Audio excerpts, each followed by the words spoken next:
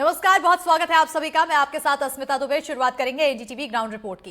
खंडवा में कुत्ते का जबरदस्त आतंक देखने को मिला है, जहां कुत्तों ने करीब 13 मासूमों को अपना शिकार बनाया। और इतना ही नहीं, जब बच्चों को बचाने के लिए एक स्थानीय महिला पहुंची तो कुत्तों ने हमला कर उसे भी घायल कर दिया। सभी घायलों को अस्पताल में भर्ती कराया गया है। लेकिन कुत्तों के आतंक को लेकर जब नगर निगम से सवाल किए गए तो उन्होंने कुत्तों को लेकर व्यवस्था पूरी होने का दावा किया। साथ ही कुत्तों का बधियाकरण करवाने का भी दावा किया है। स्थानीय लोगों के मुताबिक इलाके में शाम होते ही कुत्तों का झुंड जमा हो जाता है, जिसकी वजह से लोग दहशत में होते हैं। कुत्तों का इतना आतंक है कि लोग घर से निकलने से भी डरते हैं। लेकिन नगर निगम की तरफ से इसको लेकर कोई व्यवस्था नहीं है। देखिए मामले की पूरी रिपोर्ट। मध्य प्रदेश में रोज कहीं ना कहीं से कुत्ते के काटने के मामले सामने आ रहे हैं। खंडवा में भी रविवार को एक कुत्ते ने हमला कर 13 बच्चों को घायल कर दिया।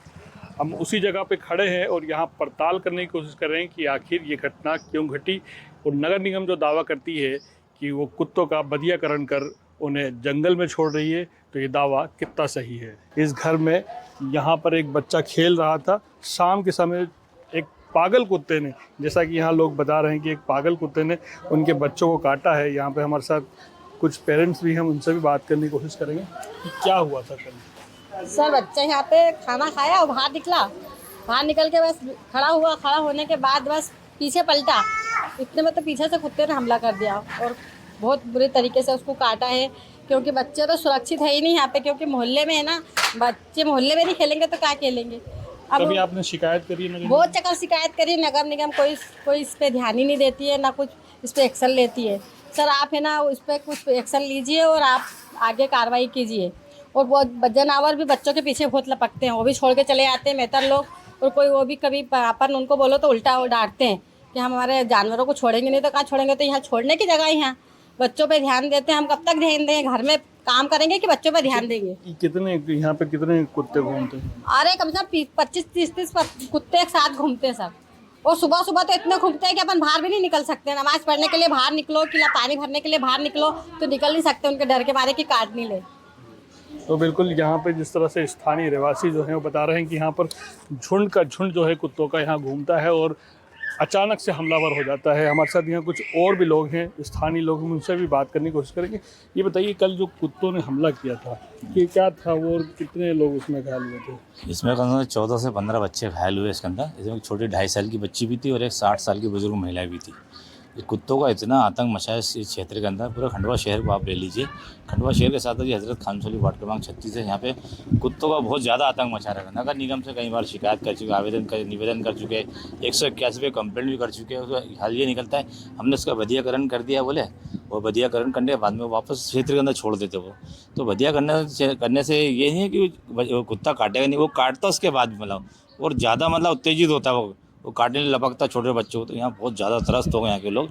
तो शिकायत के बाद भी अब सुनवाई नहीं हो रही है, तो क्या लगता है कि क्या होना चाहिए? नहीं, ये होगा भाई कहीं ना कहीं नगर निगम की लापरवाही है इसके अंदर। तुम बधियाकरण के नाम से तुम लाखों रुपए करोड़ों रुपए मतलब पैसा मतलब आपके पास आ रहा है, आप दर्शा भी देते कि हमने इतने जानों का बधियाकरण कर दिया गया। नगर निगम कहता है कि हम अभियान चला रहे हैं, CCTV फुटेज और शिकायतों के माध्यम से कुत्तों को पकड़ करके उनका बधियाकरण कर रहे हैं। हाँ, तो जैसे 100 में से 10 का कर देते होंगे, वो अपने दर्शा अपनी फॉर्मेलिटी पूरी कर लेते, 100 में 10 का कर देते हैं, लेकिन 90% फिर भी रह जाता है ना।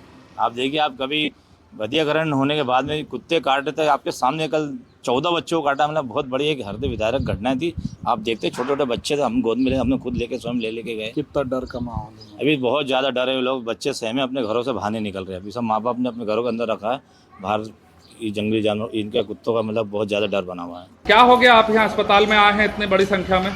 बच्चे को कुत्ता काट लिया ना। कितने बच्चों को काटा है? हमारे पोते को काटा। अच्छा, तो कितने मतलब बच्चों को काटा है? 10-15 बच्चों को उधर मोहल्ले में और दूर आसपास मोहल्ले है ना, वहाँ पे और बच्चों को काटा। कितने लोगों को काटा है? ये पूरे हमारे पूरी गली के 3-4 बच्चे और इनको काटा। खानसाली वार्ड में 36 क्रमांक में बहुत सारे कुत्ते हुए हैं और कुत्तों ने हमारे यहाँ बच्चों को काटा है। 14-15 बच्चे दिख रहे हैं, ये सब बच्चों को काटा है उन्होंने।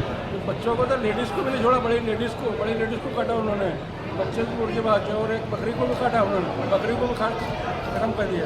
बकरी को भी? हाँ, बकरी भी खत्म हो गई। कितने बच्चे घायल हुए?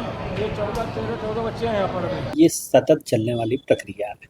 हमारा स्वान बंध्याकरण केंद्र साल भर कार्यरत रहता है, जिसमें हम प्रतिदिन जो श्वान है उनको पकड़ने का कार्य करते हैं।